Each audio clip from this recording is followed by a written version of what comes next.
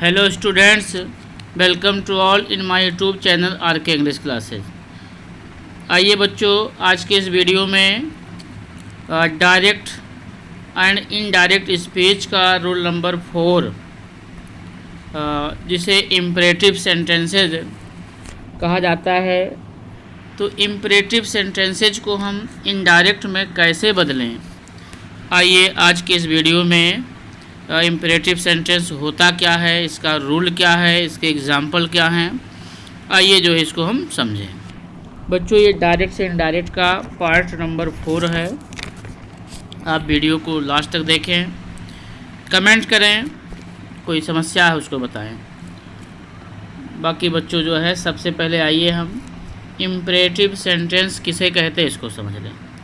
तो जब किसी वाक्य में बच्चों आज्ञा, ऑर्डर, परामर्श, एडवाइस या प्रार्थना, रिक्वेस्ट आदि का भाव प्रकट होता है बच्चों, तो ऐसे वाक्य जो है इम्परेटिव सेंटेंस के अंतर्गत आते हैं।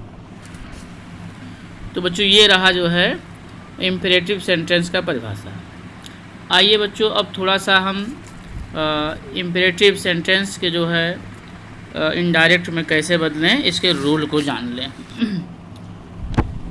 सबसे पहले बच्चों पहचान देखिए कि इन्वर्टेड कामा के बाद बच्चों मुख्य क्रिया का प्रयोग होता है और अंत में बच्चों फुल स्टॉप का प्रयोग हुआ हो तो आप समझ जाइए कि ये वाक्य तो हमारा इम्परेटिव सेंटेंस है। तो बच्चों जो है इम्परेटिव सेंटेंस का पहचान समझ गए आप। अब बच्चों रिपोर्टिंग वर्ब जो सेट टू होता है उसको हम ऑर्डर्ड, रिक्वेस्टेड, एडवाइज्ड, फॉरवर्ड में बदल देते हैं। सेट टू को हम सेंस के हिसाब से बच्चों इन 4 शब्दों में बदला जाता है। अगर ऑर्डर की कोई बात है आदेश वाली तो ऑर्डर लगा देंगे सेट टू को। प्लीज़ शब्द आया है तो रिक्वेस्टेड कर देंगे।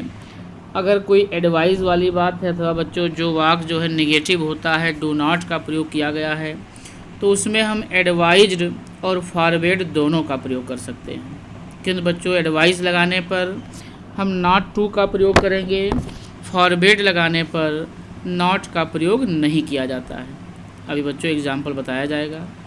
और जब बच्चों इन्वर्टेड कॉमा हटाएंगे हम तो टू का प्रयोग करेंगे और टू के बाद बच्चों वर्ब की फर्स्ट फॉर्म का प्रयोग किया जाता है, जैसा आप स्क्रीन पर देख रहे हैं। आइए बच्चों एग्जाम्पल नंबर 1 को समझें। The teacher said to the boy go out at once. तो बच्चों टीचर अध्यापक ने लड़के से कहा तुरंत चले जाओ। इसका मतलब बच्चों टीचर बॉय को ऑर्डर दे रहा है, तो उत्तर बनेगा the teacher order the boy to go out at once. बच्चों दूसरा देखिए, he said to me please give me your pen. तो बच्चों प्लीज़ आया है तो सेड टू को रिक्वेस्टेड में, he requested me to give him my pen. बच्चों आई होप जो है आप इन दोनों उदाहरणों को जो है भली भांति समझ गए होंगे। और इसी क्रम में बच्चों थोड़ा नोट करके स्क्रीन पर लिखा है कि यदि वाक्य में सर शब्द का प्रयोग हो, मैडम, जेंटलमैन, प्लीज आदि आया हो बच्चों, तो जब भी हम इनको इनडायरेक्ट में बदलेंगे इन शब्दों को हटा देते हैं, क्योंकि जो है इनका जो सेंस होता है वो रिक्वेस्टेड में आ जाता है। तो बच्चों इसी क्रम में अगला एग्जाम्पल देखिए, Ravi said to Mohan go away. तो बच्चों रवि ने मोहन से कहा चले जाओ। बच्चों रिपोर्टिंग वर्ब सेड टू को हम ऑर्डर में बदलेंगे क्योंकि यहाँ ऑर्डर का सेंस है। तो Ravi ordered Mohan to go away. बच्चों नंबर अगला देखिए, Vishal said to Deepak do not go away. उत्तर बच्चों Vishal order Deepak not to go away. बच्चों जो है कामा बराबर टू, लेकिन टू से पहले बच्चों हम नॉट का प्रयोग कर देते हैं। गो बराबर गो, अवे बराबर अवे और सेड टू बराबर बच्चों ऑर्डर्ड हो गया।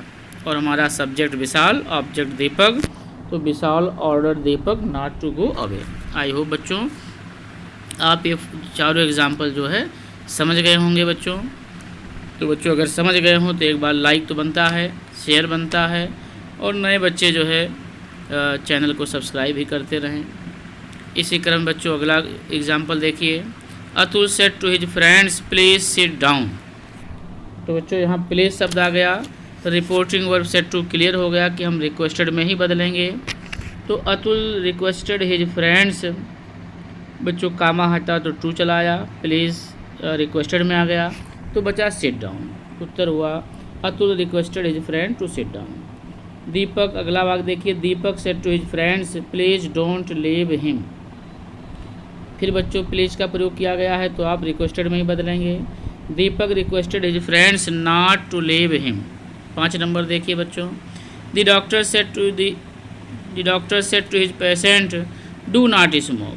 तो बच्चों यहाँ जो है डॉक्टर पेशेंट से कहा स्मोक मत करिए। तो बच्चों यहाँ सेड टू को एडवाइस में भी बदल सकते हैं और फॉरवर्ड में भी बदला जा सकता है। दोनों उत्तर आपके सामने लिखा हुआ बच्चों देखिए, the doctor advised his patient not to smoke. अथवा बच्चों अगर आप एडवाइस ना लगाना चाहें, फॉरवर्ड लगाना चाहें तो इस प्रकार बनेगा, the doctor forward his patient to smoke. और बच्चों आज के इस वीडियो का अंतिम वाक्य, mother said to me work properly.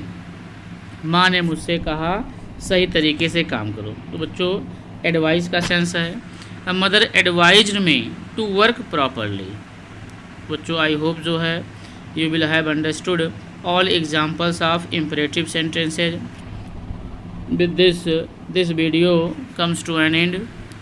बच्चों जो है enjoy your study and focus your whole attention to your papers these days. With this, thank you.